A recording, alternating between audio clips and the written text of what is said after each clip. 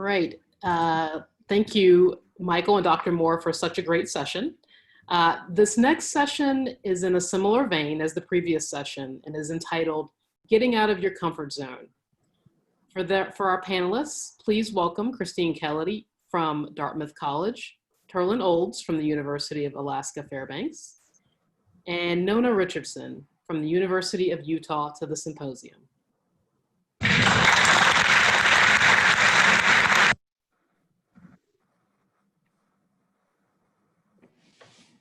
You can find a link to each of their bios in the chat section. So to get us kicked off today, we would like to begin by having each panelist give an opening statement and tell us about your career journey. Christine, would you like to begin? All right, sure thing. Well, good afternoon to everyone. I hope the weather is nice where you are. I'm in my beautiful bedroom here. So welcome to the lovely world of quarantine. But I will give a Cliff Notes version of my my career journey, and I will tell you it's not linear. I didn't go from one to the next. It kind of went over and around. But born and raised in St. Croix, U.S. Virgin Islands.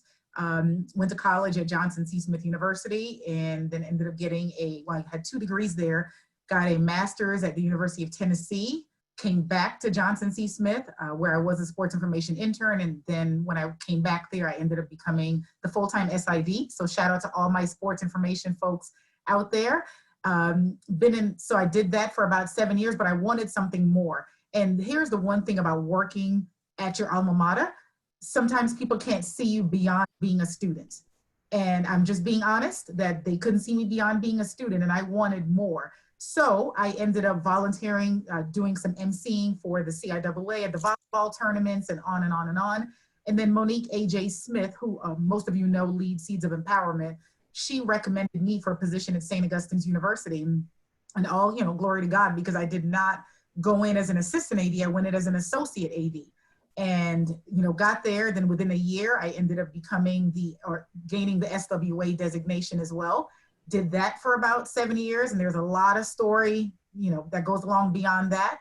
And then my final year, because in this whole process, I ended up getting a doctorate as well. There was some presidential transition, and I was shifted to the academic side of the house. So I embraced that challenge. I, was a full-time assistant professor and department chair of sport management, accounting, and management. And then, this position came at Keene State, and I said to my husband, who was born and raised in Mississippi, okay, so the furthest north he would go in his mind was Virginia.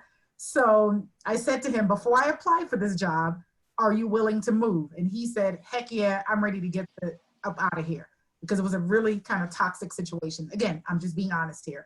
So fast forward, and I ended up applying, interviewing, and did my research at Keene State. And I said, okay, this guy's name is Kamal. Clearly he's a Black man who happened to be the vice president who was leading this search. And sure enough, he was. And I said, you know what, God has me here for a reason.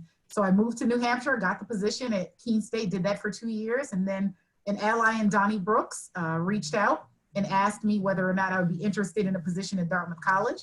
And I'm like, Dartmouth, like the Ivy League Dartmouth? And he said yes. So luckily I applied, interviewed, and got the position, and I've been here for the last little less than 2 years. And unfortunately, my direct supervisor passed away from pancreatic cancer, and I was promoted into the executive associate AD role. So that's just a Cliff Notes version of my professional journey. Thank you, Christine. Nona, would you mind sharing your journey?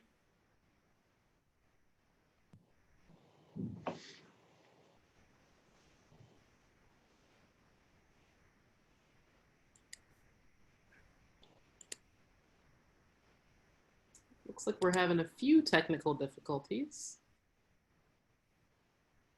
Nona, are you ready?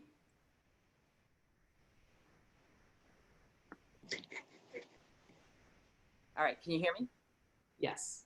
Okay, good. Yes, I am in a remote area. I decided to get out of Salt Lake City to go to Central Coast of California. So I'm a little weak here with my connection. But anyway, thank you very much for having me. It's a pleasure to be a part of this group and of this auspicious organization. But I came up through the old-fashioned way of being a student athlete, a coach, and administrator. So I played volleyball at Michigan State University back in good old AIAW days. So that's where I was able to cut my teeth, and I worked with some great individuals who were there, which actually was influence for me to actually get into coaching and then administration. So I coached at a number of different areas of the country. You know, I started out as an assistant coach at the University of Kentucky. Then I became a head coach at Eastern Michigan University. From there, I was able to go over to Valparaiso University as a coach and as an administrator. And so that's where I first cut my teeth as an administrator. But backtracking on that a little bit too, when I was at Eastern Michigan University, Gene Smith, the athletic director at The Ohio State University, was my athletic director at Eastern Michigan University. And so when our SWA retired, he asked me at that time if I would have any interest, you know, in being in that role. And as I was still young in my coaching career, I don't think I'd gotten the coaching bug out of my system yet. And so I asked him if I were able to do both at the same time. And he said, no, it's going to be a lot of work. So he gave me the opportunity to think about it. It was summertime. I was still working with the youth in the community for camps and clinics. And that showed me there, working with them, that I wasn't done coaching yet. So I told him, thank you for the opportunity, but this just is not the right time. And so when the opportunity did arise at Valparaiso University to do both, I had the opportunity then to compare which ones I really wanted to do. And at that juncture, we're looking at about 5 years later, it was time for me to transition into administration fully. And so at that time, the NCAA was doing their certification of institutions. And they saw that a coach was actually the compliance director. And that's like the fox watching the hen house, you know? So they recommended that we separate those positions. So we did. And so the AD asked me at that time what direction I wanted to go. He kind of had an inkling. And so I told him administration. And so that's when I transitioned into full-time administration. So from Valparaiso, I had an opportunity to go down to Ball State University, which is where the previous athletic director retired. So there was a new athletic director coming in. He was also looking for an SWA, and that's Bubba Cunningham, who's now the athletic director at North Carolina, University of North Carolina. So he was my boss there. So I had some pretty good mentors, you know, along the way when you talk about a Gene Smith and a Bubba Cunningham. So Bubba hired me on. I was there for about 5 years. He had left and taken another job. And so we got a new athletic director in, Tom Collins. He was from Arizona State University. So he and I had a great working relationship. Stayed on there a couple more years. Then I was approached by, you know, UC Davis. That's an area that I never thought I would end up in California. But I did, you know, interviewed out there. It was a good change for me at the time. They were Division II, transitioning to Division I, you know, and with my background of Division I experience, it worked out. I landed there. I was there for 7.5 years. After about the first 5, I became the interim athletic director because our athletic director retired. Then transitioned into a new AD. I wasn't interested in the job, and I told the leadership there at that time that I was not. So they were fine with that. So then, you know, from there, you know, after 7.5 years, it was time again for me to cut my teeth in another area, and that's how I ended up at Utah. So I've been here now for about 5.5 years, you know, and going through, again, a lot of changes. So transition, new athletic directors, new presidents, you know, new cabinets. So constant change, but you've got to be able to roll and flow with that as time goes about. So here I am in Salt Lake City. Thank you so much. And Turlin? Well, good morning. It's from the top of the world here in Fairbanks, Alaska.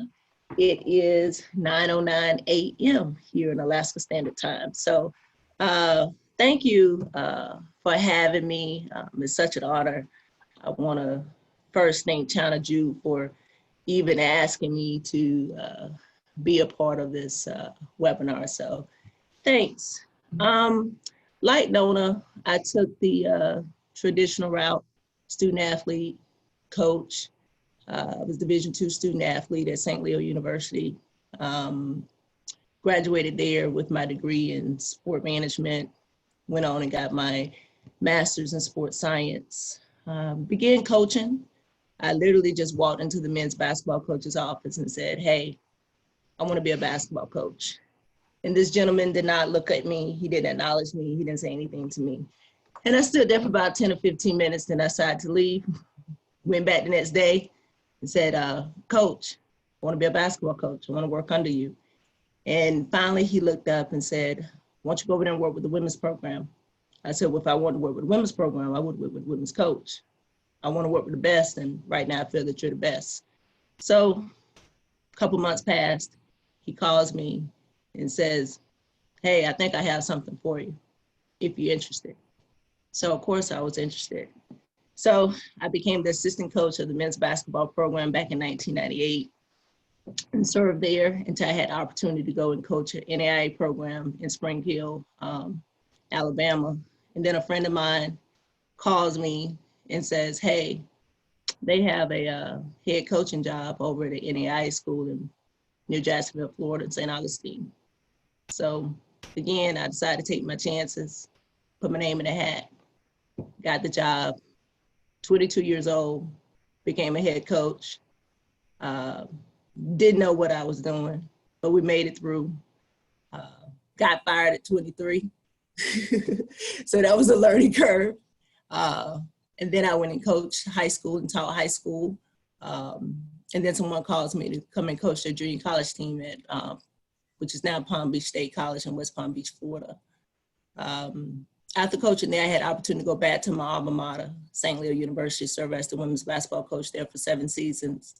But then I felt like I could do more. I wanted to do more. And the more I talked to my athletic director at that time about becoming an administrator or taking on extra duties, the more he pushed me back. And then I saw other folks in the department being elevated to assistant athletic directors or associate athletic directors. And when I asked, he said, you don't understand the value of community. Okay. So I had to make a decision. Was it enough for me to have a job or me be at a place where I felt like I was valued? So I quit. People like, you quit and you didn't have a job. I quit. Didn't have a job for 5 months, but I was okay with that. And then I saw this opportunity at Spelman College. You know, Spelman, great academic program.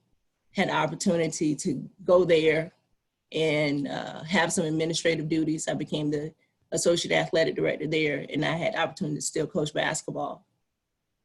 Not knowing that Spelman was in the process of dropping their program when I got there, so I only coached there for 2 seasons. But during that time, I was able to connect with Tamika Jones, who was the athletic director over at Clark Atlanta, and chatted with her, and she became a great mentor of mine about getting into administration.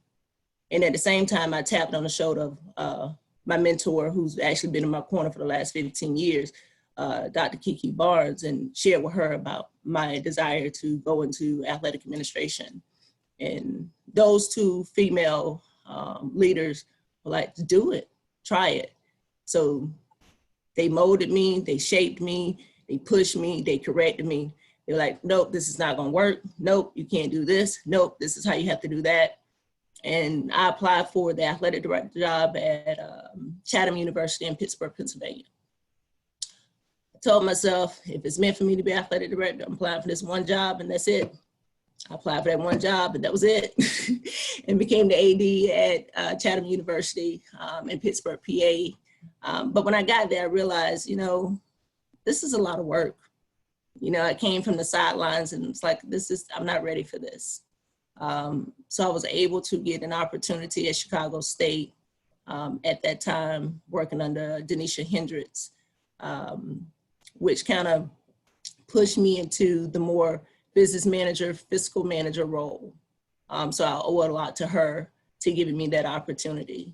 So at my time at Chicago State, I served as a business manager and internal operations person.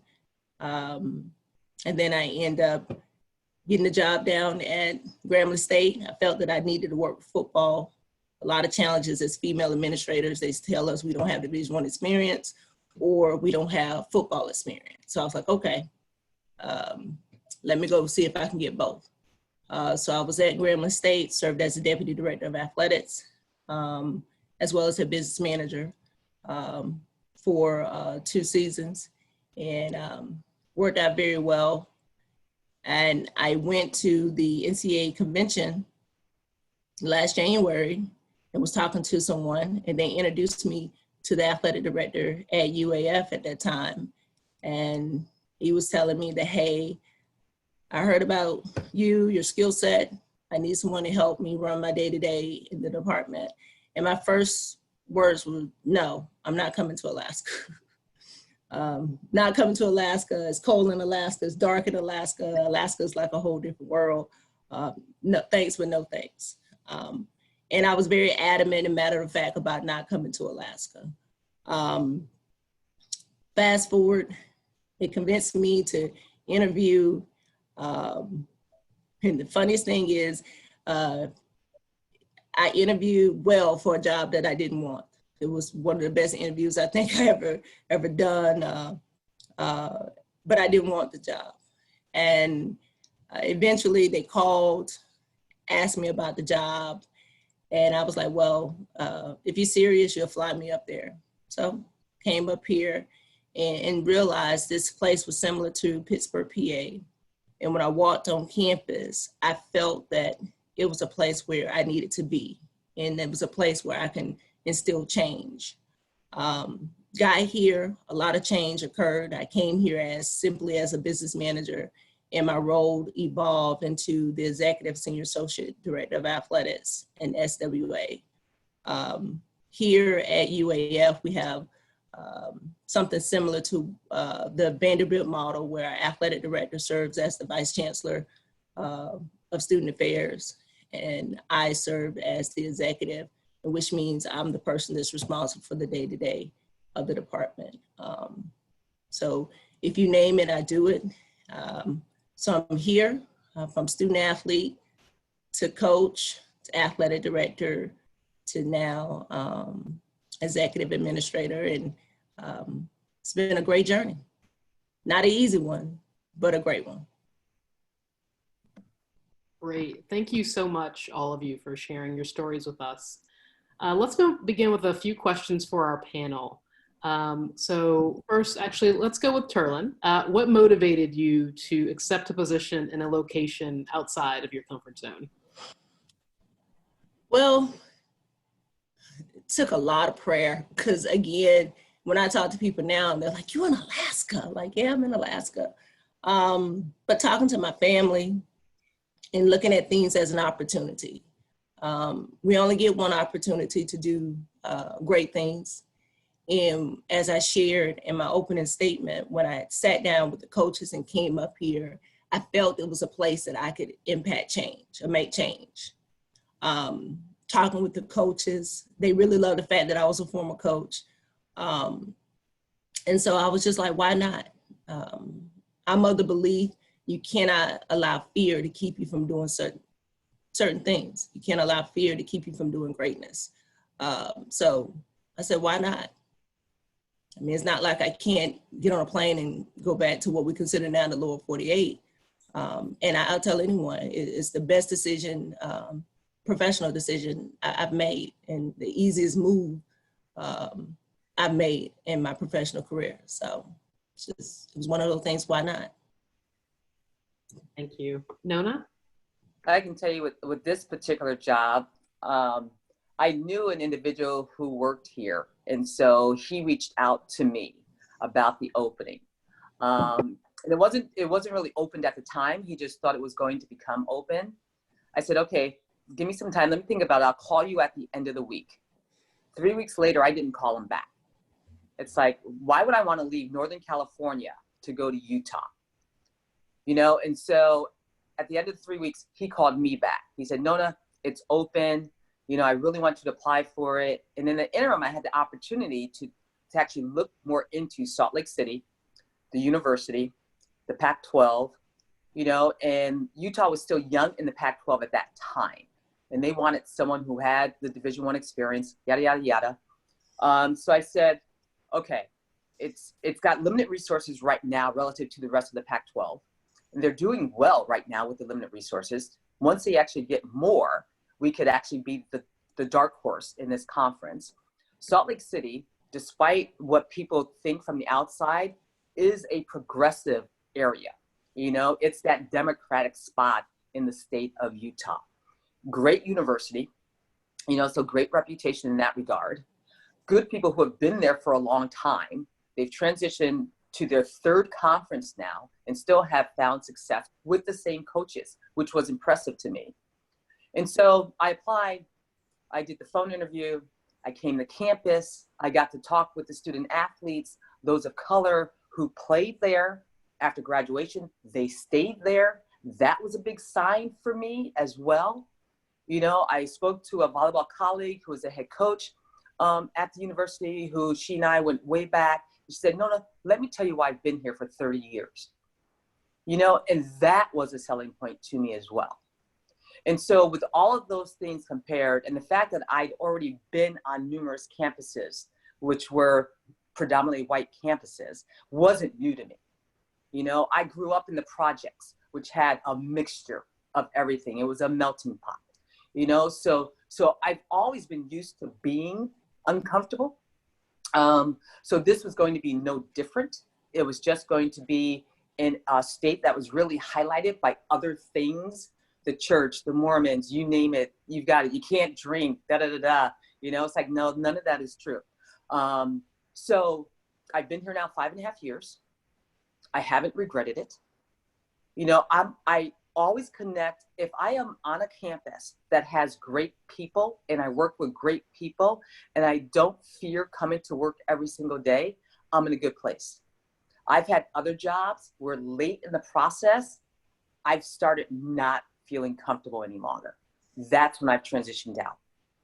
So for me and where I am right now, it's a very good thing. And if it starts becoming uncomfortable, then I will look for other opportunities. But I just had another milestone birthday, so those opportunities are becoming fewer and fewer in between. So, Salt Lake City, Utah. Thank you. And Christine.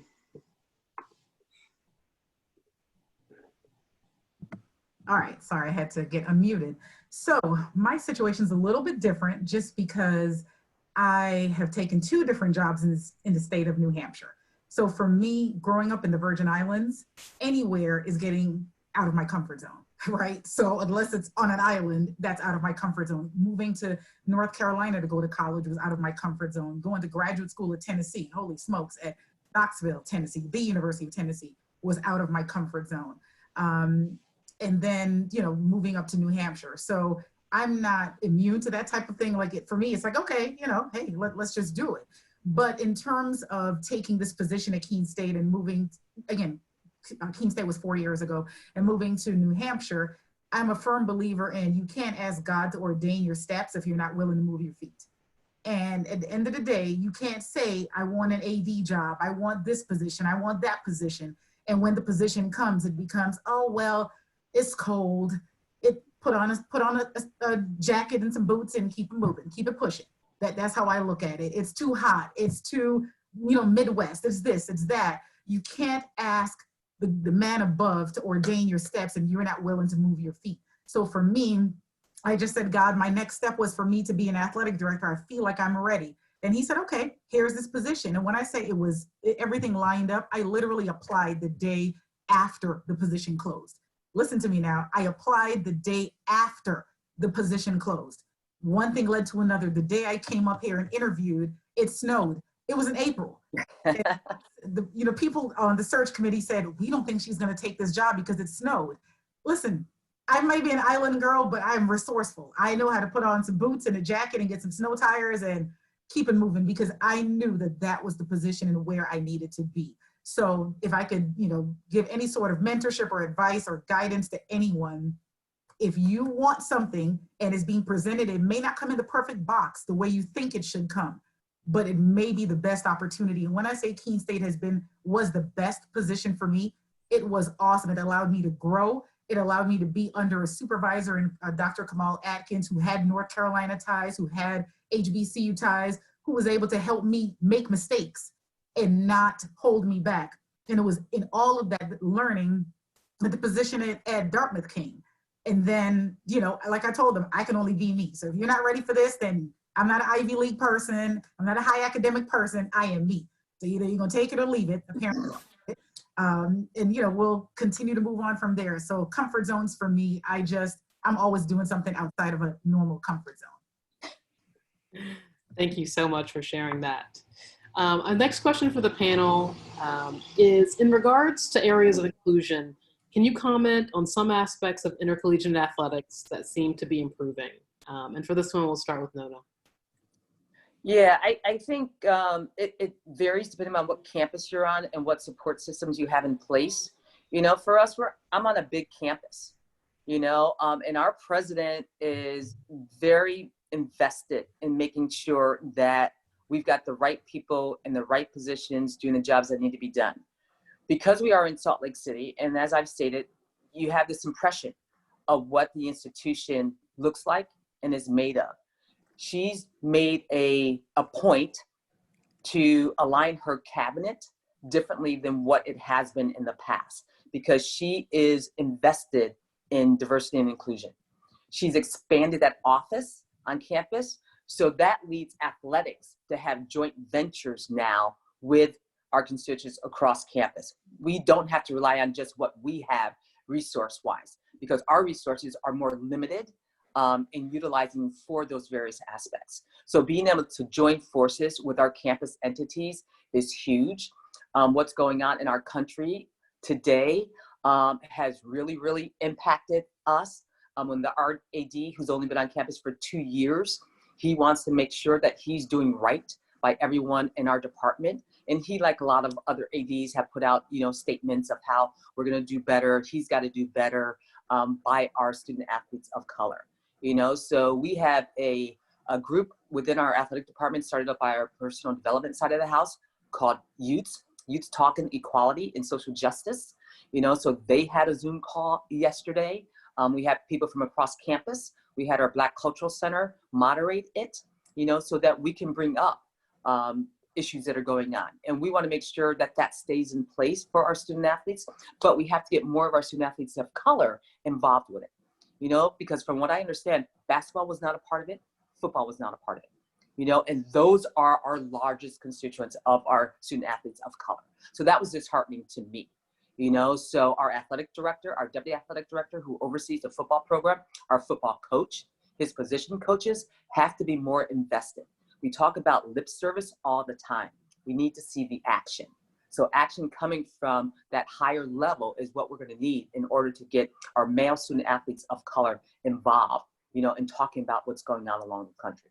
Because Salt Lake City, predominantly white, you know, so our student athletes stand out amongst the rest.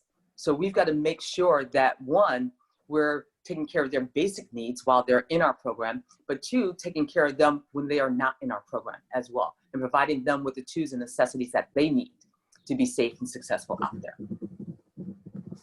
Thank you. Christine?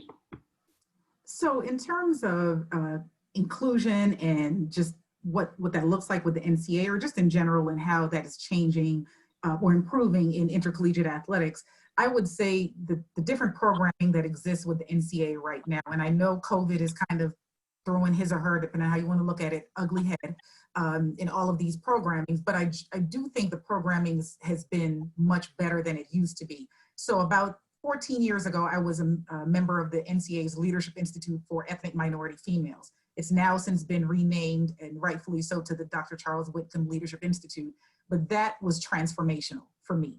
I still connect with so many of the women, and back then it was just a class of women. Now I know it's mixed genders, but back then that was so transformational for me. But even, you know, the coaches academies, the career forums, the grants, all the different things that exist. I think with Yes. I'm sorry. Oh, I'm sorry. No, that's okay. And I think also with women advancing in administrative positions, we're now at the level where we can make decisions and help other people. I think Jackie Williams said it best, Jackie McWilliams, I'm sorry, the commissioner of the CIAA said it best, and she did an op-ed, I think it was a couple of years ago. And she said, if you don't know someone, if you don't have a seat at the table, you better get to know someone who does.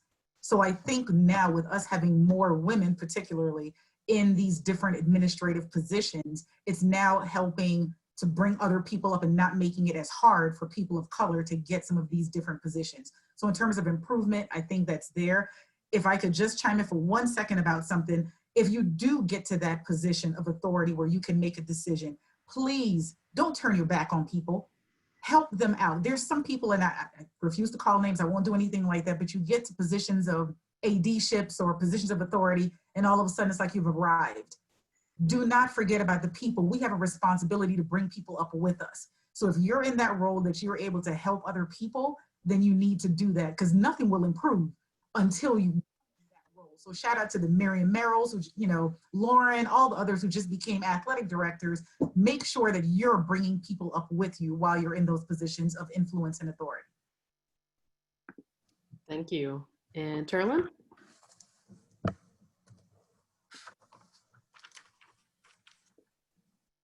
Okay, I apologize. I have a son and he was moving around. So Dr. Kelly, I do apologize.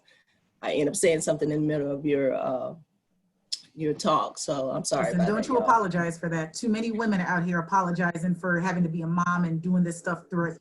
So don't you apologize. I appreciate that, because I know he's going to Zoom bomb us before I know it.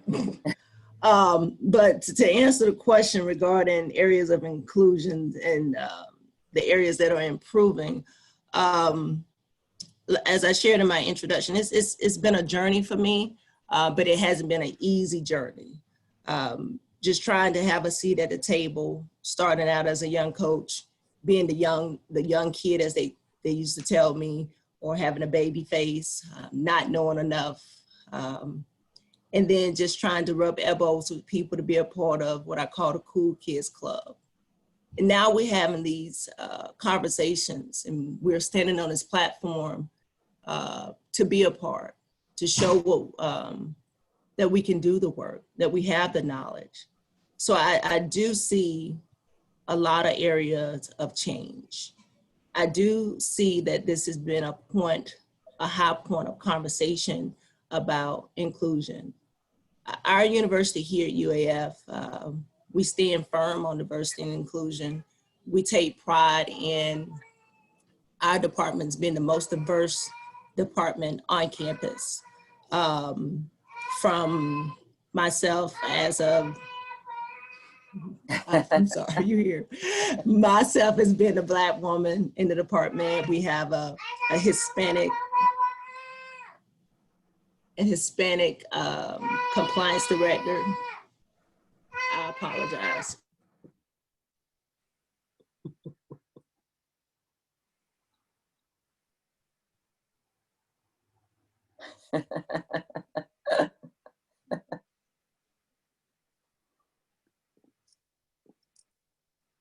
This is fun.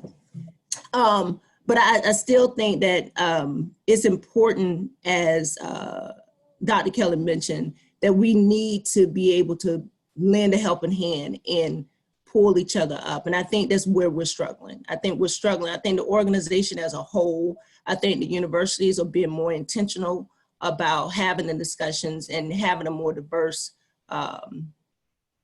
faculty staff, overall administrative department. But I think it's us as a people that we need to do a better job.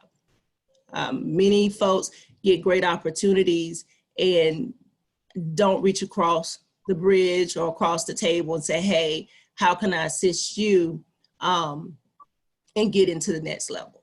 And this is just my personal experiences, that when you are in need, those individuals that are able to help, I feel as though they're not present. So I think as a NCAA organization, I think as Moaa, I think our different organizations are doing a great job as far as speaking and being intentional when it comes to diversity and inclusion. I think that we as individuals need to do a better job in assisting others to get to those next levels so they can be a part of what we have going on here. So that's the main area I see as a need of improvement. Thank you so much. The last kind of question that I have for the panel is, what advice would you give to those who identify as allies to advocate for women of color? And this time we'll start with Nona again. Again, it's not forgetting where you came from and how you actually assisted me in getting to where I am. Those steps have to continue onward. You get a lot of lip service, you get a lot of talk, you know, but you have to make sure that it's just not a one-time thing. The actual ally portion of it means that you are long-standing, you're going to support, you're going to assist, not just getting me to where I am, but continue assisting me once I actually get there. You know, there's so much that continues changing in our world and in our profession. And so many want to be a part of it, but they don't understand what it actually entails and what it takes. They just expect to get there. You know, we all need assistance in getting to where we are. I didn't happen upon any of my jobs by myself. You know, I had people who were backing me up to assist me in getting here.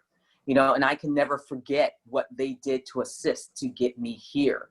And then I have to continue that on with the next group to follow me.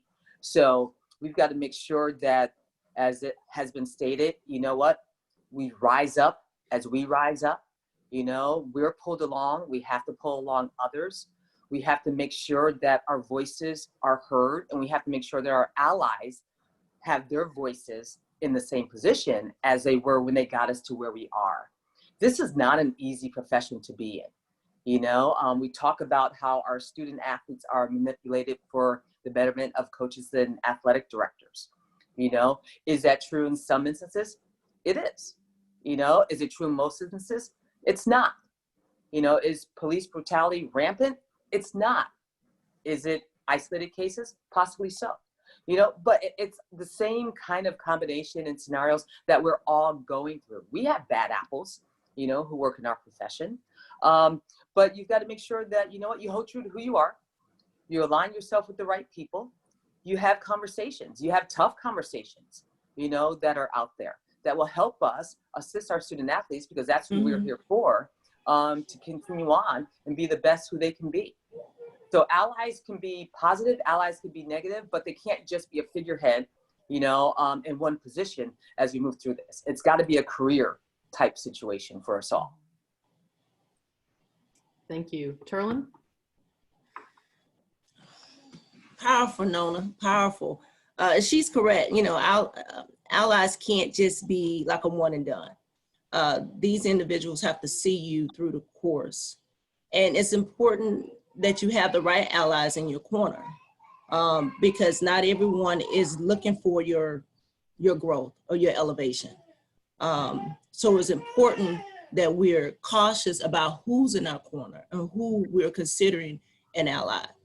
But when you find that trustworthy group, those people that are going to be honest with you, those people that are going to tell you, hey, sis, this is not going to work, or this is what you need to do better. I'm sorry, I didn't help you. But I try to help.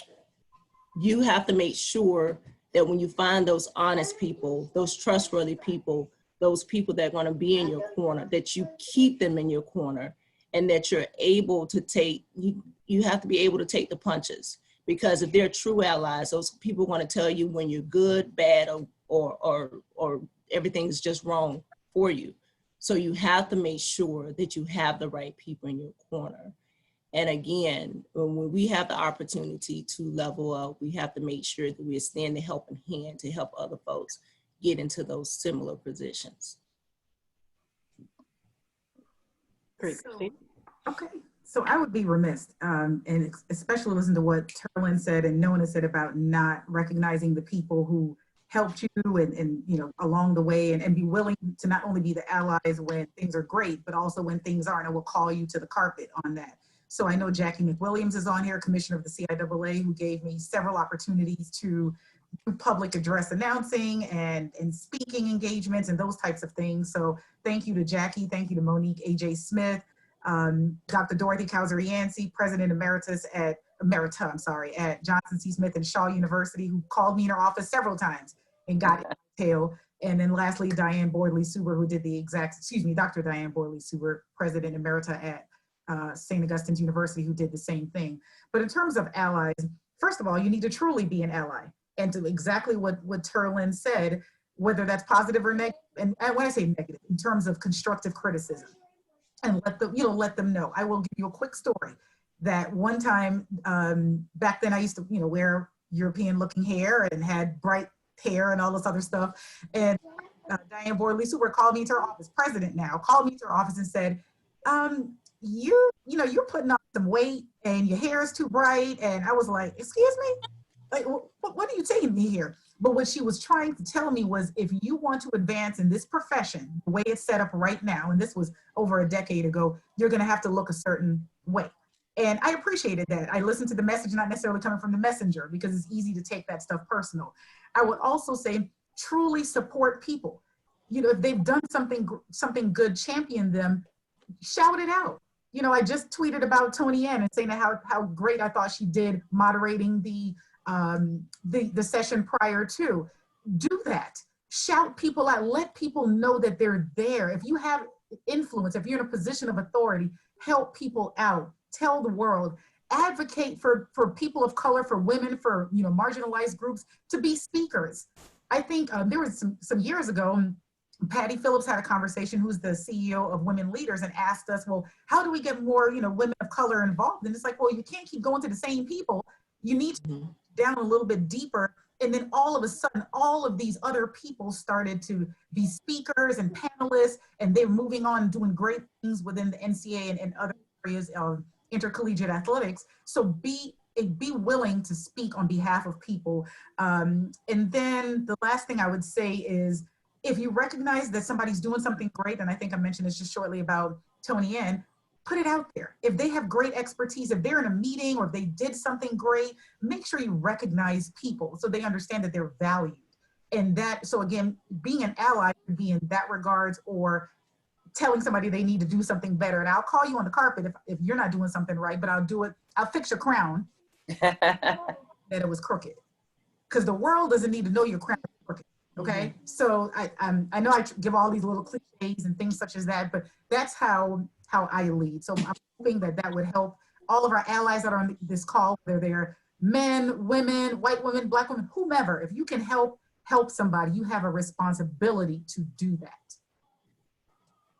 Thanks, I want to piggyback with Christine, and it goes back to your first question. I just feel that you cannot be afraid. You cannot be scared. You can have the greatest allies, you can have the greatest support system, but you cannot be afraid. I know my good friend is on here, Renee Bostic, and that's what she told me. She was like, T.O., you can't be afraid. You can't be afraid about going up to Alaska. You've been everywhere else, and I was given 99 different reasons of why I shouldn't go, not necessarily the weather. I was like, well, I have a son. And she's like, you just got to do it. So again, like we've stated, you have to have those champions in your corner that's going to push you to step outside your comfort zone, because you never know what blessings are around the corner. And I would personally say, I did not come to UAF to do the things that I'm doing. I had this whole box that I'm going to come in, work my 8 to 5, be a mom, see some moose, bears, or whatever else they have up here, and that's it. But no, in a matter of 2 weeks being here, my entire role flipped. So again, be careful what you ask for. Be very careful who you have in your corner. But don't be afraid to step out there. And if you're going to be an ally, you have to be able to lead and show people that you have to take chances, because you never know what blessings lie around the corner. Thank you so much. Now that I've gotten through our kind of prearranged questions, there are some questions from our audience. So the first one is from Ray Campbell.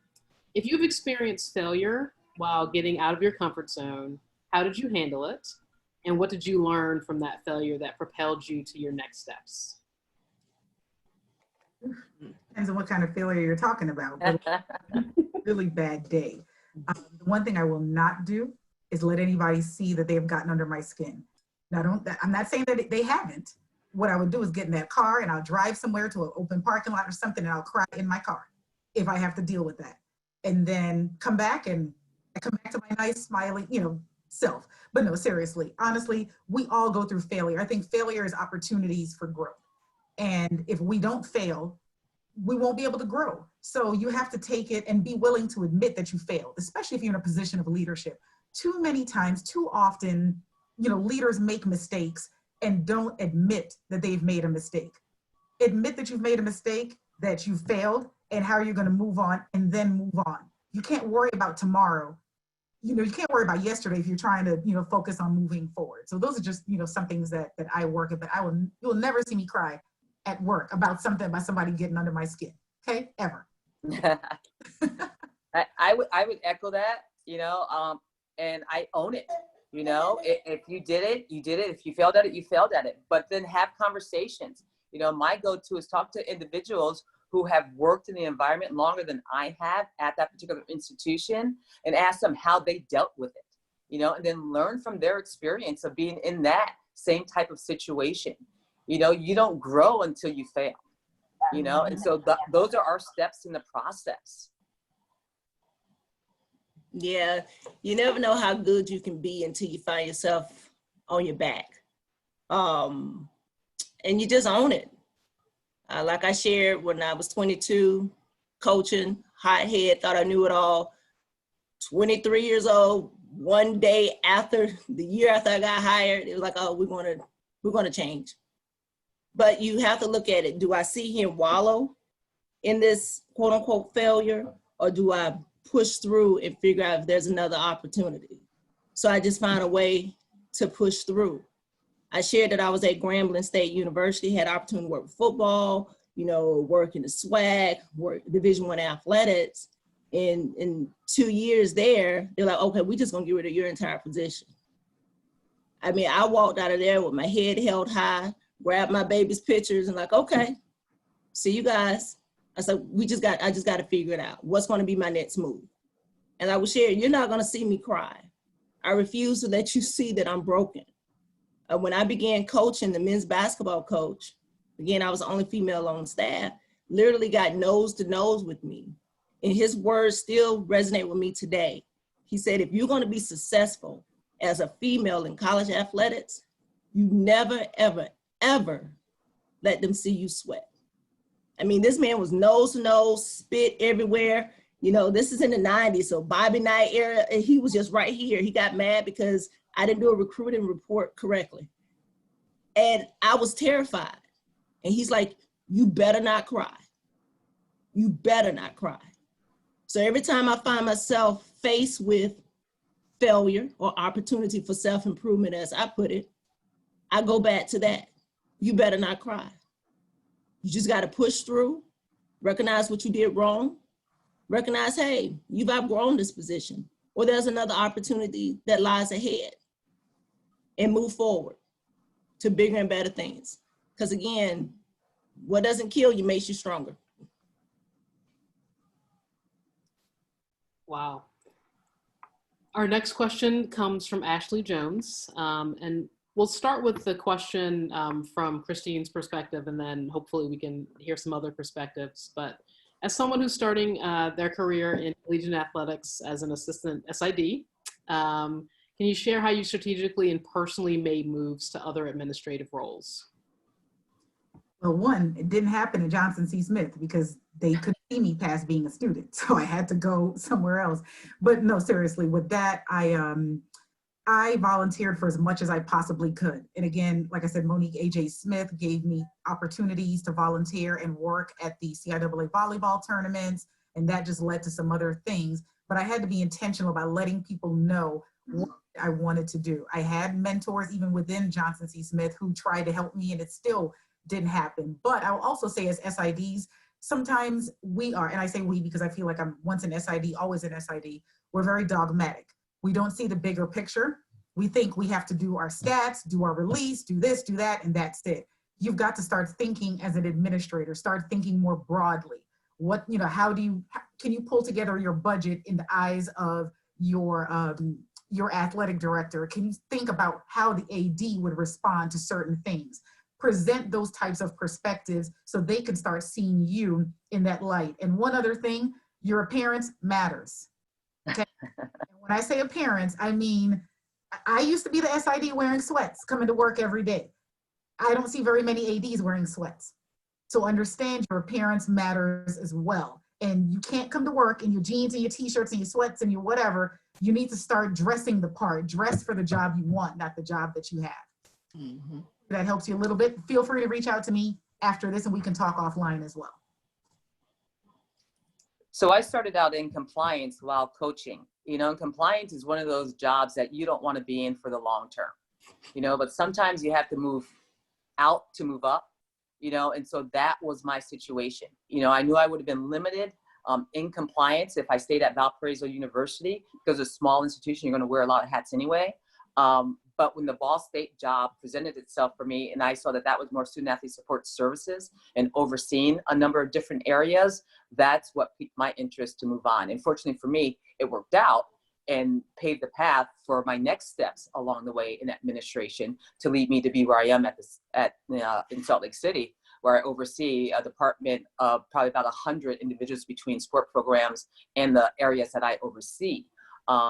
But being at Valparaiso, you know, and being such a small entity, it allowed you to touch a lot of areas and figure out, you know, where you actually wanted to land, which was a good thing to prepare me. And I know on the previous presentation, they say starting out at a smaller school is not a bad thing. And I echo that, you know, because you get a lot of responsibilities when you are at a smaller school. And that could pave the way for you to end up at a larger school. So going from Valparaiso, which was about 1,200, you know, undergraduates, that was including the law school, to an institution that's over 30,000 and in the Pac-12, really assisted me in getting to where I am. Well, I really didn't have an idea of what area I wanted to focus on. I did know it wasn't compliance, because I was like, those are too many rules, and I don't want to. I don't like rules, so I don't want to do that. And I really just kind of accidentally ended up in the fiscal manager, business manager role. I was like, I do not like math. I don't want to deal with math. I'm not an accountant. But once I got into it, I love it. I love the fiscal management part of the department. I love, you know, budget forecasting. I found something that as a kid, I thought I hated, which was numbers. And then as an adult, I love doing it. But I also realized that I enjoy just the day-to-day management of a department. So it's kind of like two folds. I do I handle your books, try to keep you out of the red. But I also keep your department in line. So it really depends on your overall strengths. And we're at a small institution. I call it a boutique. We have about 150 student athletes, and I have a department of like 45 that I'm literally responsible for. But again, it's about finding your niche, your passion, and finding something overall that you feel that you're good at, and go for there. And like they stated, you got to dress a part. You have to, and you can't just take a job to have a job. And that's one of the things about here. I didn't just take this job to have a job. I took this job because I saw myself being successful here. And I feel that I'm very successful here. So you just can't take a job to have a job. You got to take a job that you're going to be successful at. I think we have time for one more. So this question is for the group. What are a few ways men of color can specifically support Black women during their journey? Be an ally, be a champion, sponsor. If you're at the table, make sure you recommend these women. I mean, I don't want to say it's simple, but it is. And there are too many times, and I said this earlier, where some people ascend into these roles and turn their backs on people.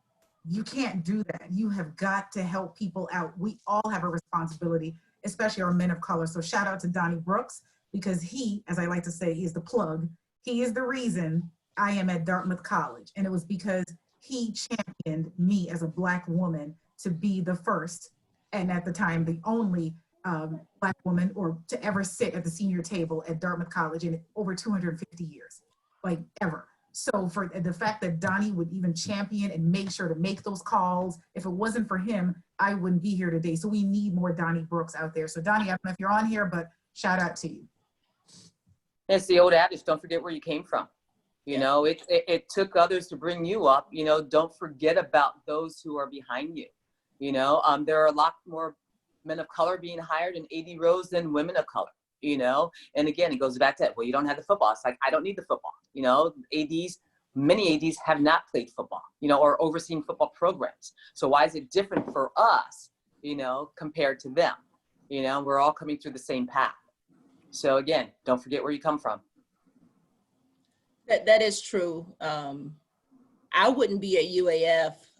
He's no longer here, but Sterling Stewart, he's the one that convinced me to come. Unfortunately, we didn't have a chance to truly work together, but I wouldn't be here if it wasn't for him. And my current boss is the Vice Chancellor, Keith Champagne. He's a true champion for women and a true champion for me. He's always telling the media, whomever, I'm the person that shake hands and kiss babies. T.O.'s the one who runs that department. And I appreciate when he says that. He tells people all the time, T.O., I just have the title athletic director. I know what you do. And I say, I appreciate that, Doc. And so having those, being able to just honestly give your number 2 or whatever number that person is in the department, give them their kudos. Let people know exactly what they're doing. You know, just sharing, hey, this idea came from such and such, and not be afraid to just spread the wealth. And again, we have to be able to continue to support each other, but give credit where credit's due. And again, like Nona said, don't forget where you came from, because in a blink of an eye, we all could be looking for a job. True. Thank you. Can we give these ladies a round of applause virtually?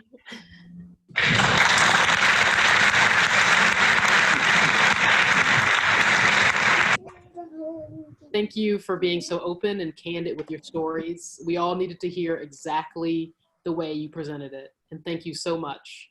Our next session will begin shortly. Stay tuned.